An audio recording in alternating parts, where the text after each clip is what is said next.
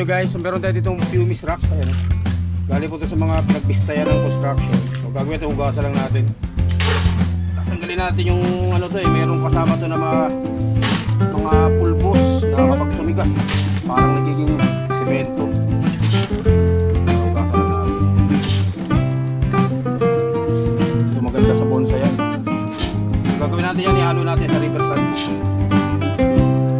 So may nahingi tayo na okay, what's up mga kabonsai? Welcome to the channel ko guys for today's vlog. So nandito tayo sa bonsai natin ngayon mga kabonsai.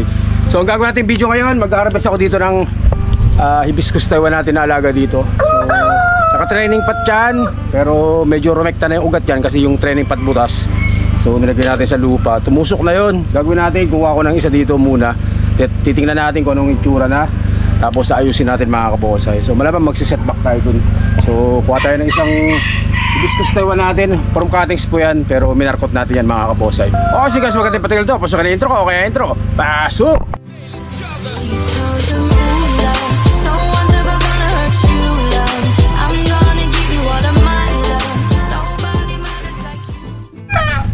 At yan nga guys, so nandun sa loob, hindi masyado makikita, so wala tayong cameraman.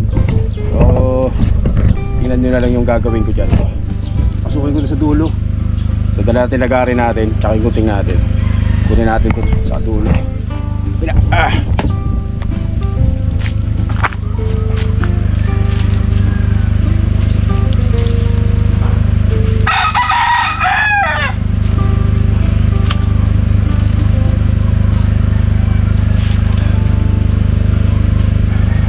So guys, kita nyo ba ako?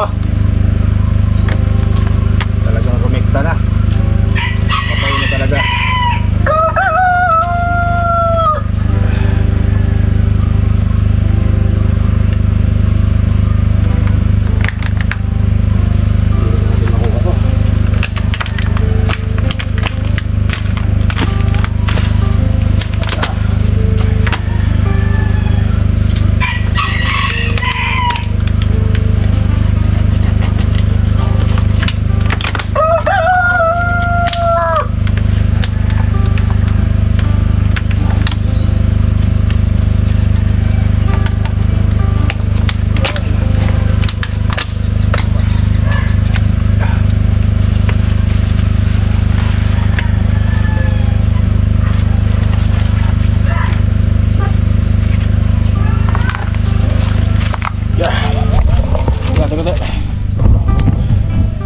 So guys,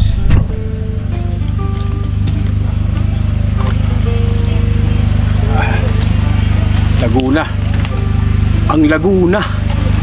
So yung mga kabonsai, so ang training sana natin ito, ihayaan lang sana natin dyan sa lupa yan hanggang sa lumaki yung puno nito, yung mga truck nito. Kaso syempre hindi na matutuloy yun dahil tayo alis na dito sa bonsayan. Kaya ayusin na lang natin to para may benta na rin natin. So magsiset back tayo na ito para magkaroon ng bagong sanga. Yan, tingnan natin, dali natin to sa kabila. Tapos yung mga nasa ibabaw ipuputulin natin, so tatanim natin yan para meron tayong pang freebies sa mga kabonsai natin na pumupunta dito sa garden para bumili. Hibiscus Taiwan guys. Guys, pupulin natin. Set back tayo.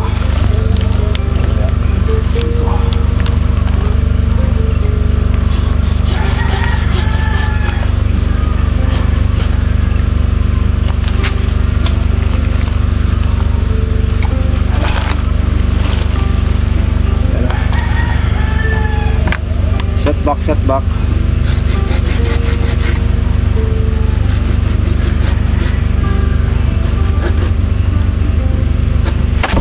Ginagawa mo. Wala tayong lamesa. Lag. So ito mga pinagputulan natin, talim muna natin. Unahin natin italim to guys. Sayang to.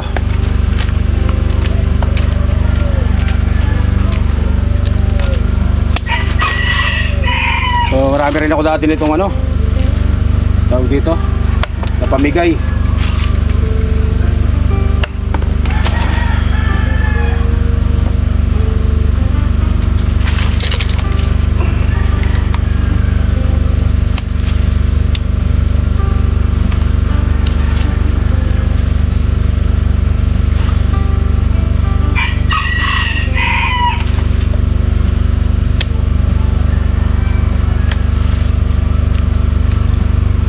pag may bumibili sa akin dati guys, ito ang ginagawa kong freebies nila. Itong mga hibiscus, pero mga rooted, mga buhay ang binibigay ko dati. Pero merong nanghihingi rin ng cutting, so binibigyan din natin.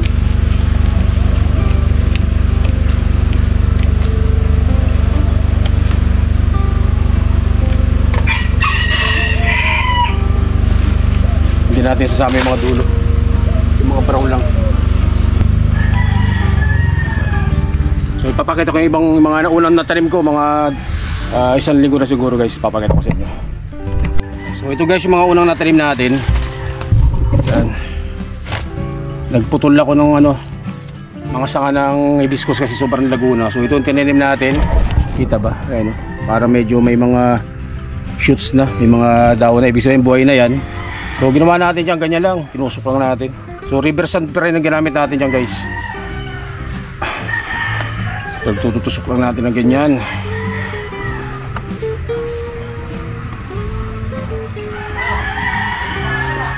Dahil sayang naman yan guys kung itatapon lang natin. Kaya tinutusok natin yan. Propagation ng hibiscus Taiwan mga kabonsai. So yan, ayan lang natin, didiligan natin. So mabilis mabuhay ngayon yan kasi tag-ulan. Kaya masarap magtanim ngayong tag-ulan ng hibiscus Taiwan kasi napakabilis talagang lumaki. Napakabilis lumago. So, lipat tayo sa kabila guys para mas makita nyo. So guys, so ito na yung ating hibiscus Taiwan, So ganyan nakataba. Kung hindi sana natin ito hinukay o pinatagal pa natin mga isang taon yan dyan sa lupa na nakarekta. So sobrang taba na sana nito. So ito mga project natin to from cuttings. Ipapakita ko sa inyo mamaya kung paano ko ginagawa yung ganito na may mga sayaw. So pinakita ko na sa video ko dati kaso sira yung na-upload ko. So testing ulit natin, GoPro naman ang gamit ko ngayon. Baka doon sa pag-edit sa editor natin may set na mali. Tingnan natin, upload ko nito. So ito na. Gagawin natin, tatanggalin natin dito sa tatanggalin natin dito sa training pot nya. Makukuha pa natin ito, pero malamang bibiyakin na natin to. So biyakin na lang natin guys para sigurado.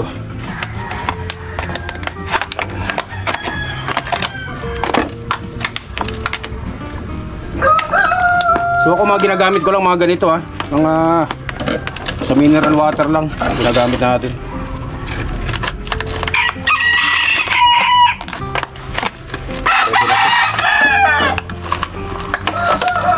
So titingnan natin ang ugat nito guys kung may itsura.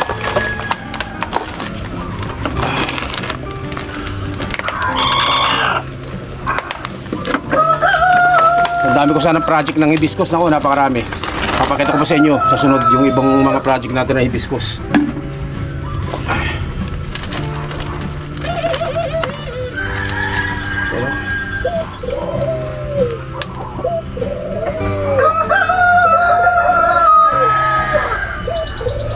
Pwede natin gawing medyo exposed roots ng konti.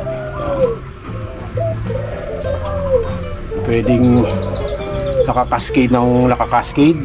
Ganyan.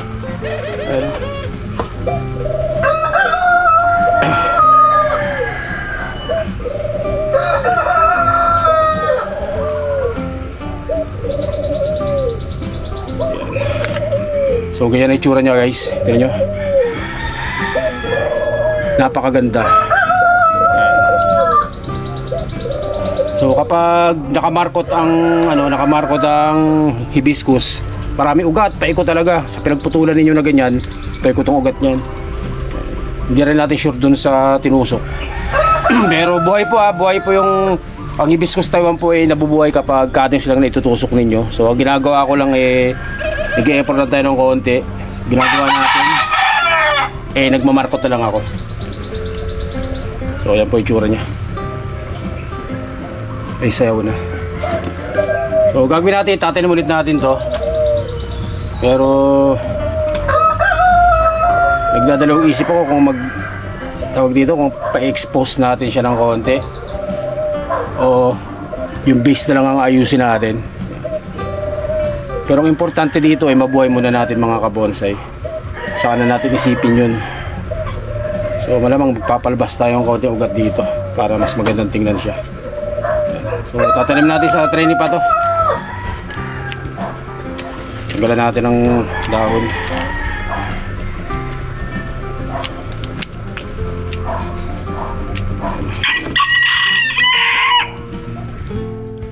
So bubuhayin muna natin to, saka tayo mag-aayos ng mga sanga niya kasi malilit pa rin naman.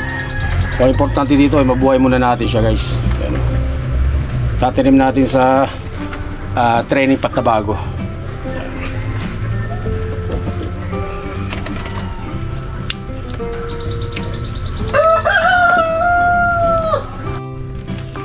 So guys, so meron tayo ditong pumice rock. Ayan. Galing po ito sa mga pinagbistayan ng construction. So gagawin ito, hugasan lang natin. Tatanggalin natin yung ano to meron kasama to na mga pulbos na kapag tumigas parang nagiging semento. Hugasan lang natin. Ito maganda sa bonsai yan. So gagawin natin yan, ihalo natin sa river sand. So may nahingi tayo na mga pumice rock. Pero kung wala naman, pwede namang river sand mga kabonsai. Kung walang kayong mahingi na pumice, river sand okay na din. Mas maganda to kasi mas maluwag ang ugat ng halaman sa ganito. So, ito yung matigas, papakita ko sa inyo guys. Ano?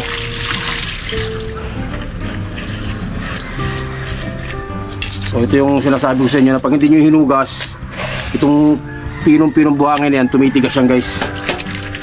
Ayaw ng bonsai natin yan.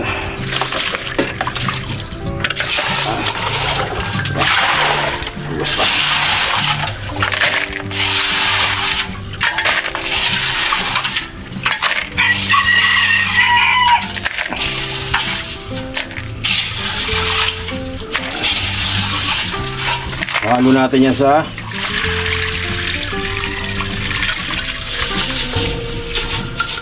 halo natin sa river sand. Hindi na natin isasama yung mga yan. Diba?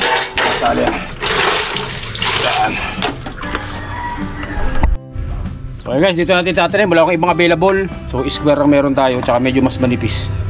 Yan. So malalaki ng butas. So gagawin natin, unahin natin yung malalaki. Yung malalaking tawag dito, malalaking pumice, tapat lang natin sa butas. Pero kung meron kayong kung meron kayong screen, pwede nyo lagyan. Kaya ako wala ditong available ngayon guys talaga. Lagyan mo natin ang pumice mo. Tapos ihalo natin yung river sand. Haluan lang natin ang pumice rock. Haluan natin yan guys.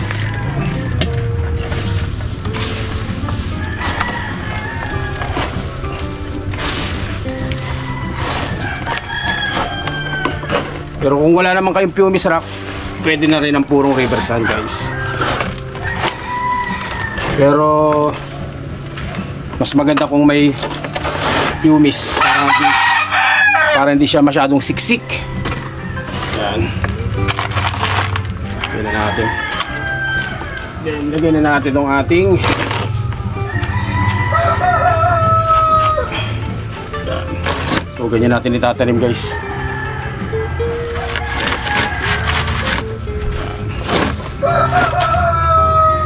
So saan na natin ayusin yung ugat niya. Na importante na ito, mabuhay muna natin guys. Pasensya na kayo sa aking mga alagang manok na napaka-iingay talaga.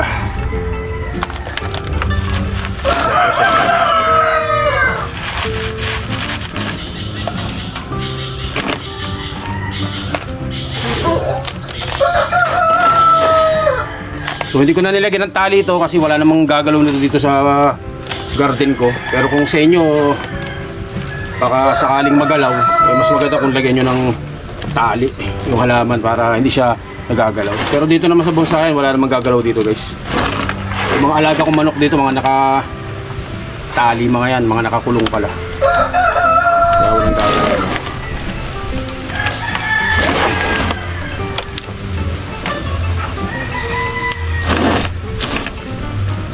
So ginawa natin ano tawag dito, hinarvest lang natin ito para mabenta natin. Tapos mamaya titiligan natin ito guys.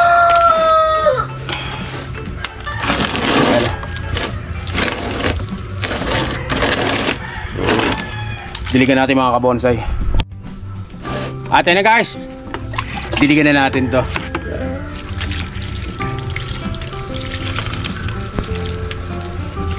You know.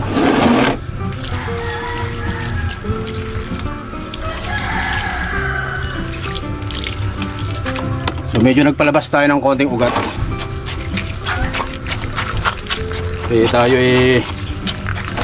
mahilig sa exposed roots.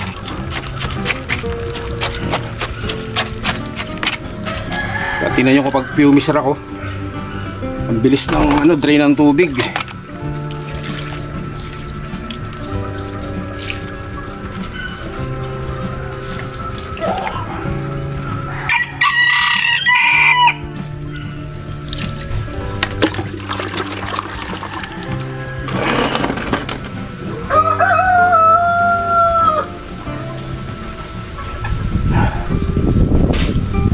Paksang tulo.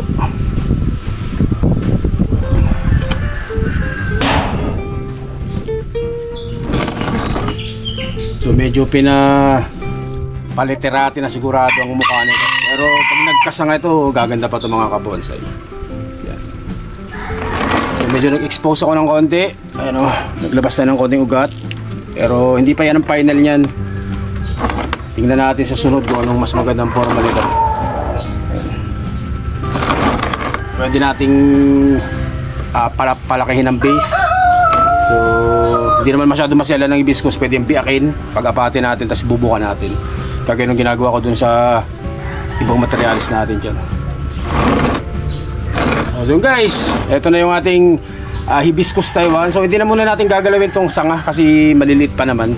So importante na ito, buhay muna natin. So sunod na gagawin na ito, so lagyan natin na sa lilim. Huwag muna paarawan, pero dahil umuulan ngayon, pwede nyong paulanan. Pero ako lilim lang muna ito mga kabonsay. Ating sexing hibiscus Taiwan mga kabonsay. So, sa sunod ko na ipapakita kung paano natin ginagawa to. Pero marami akong video, marami akong vlog kung paano tayo nagtitrain ng hibiscus Taiwan na naglalagay ng sayaw. So malilit pa lang na sanga yan, binebenta natin yan.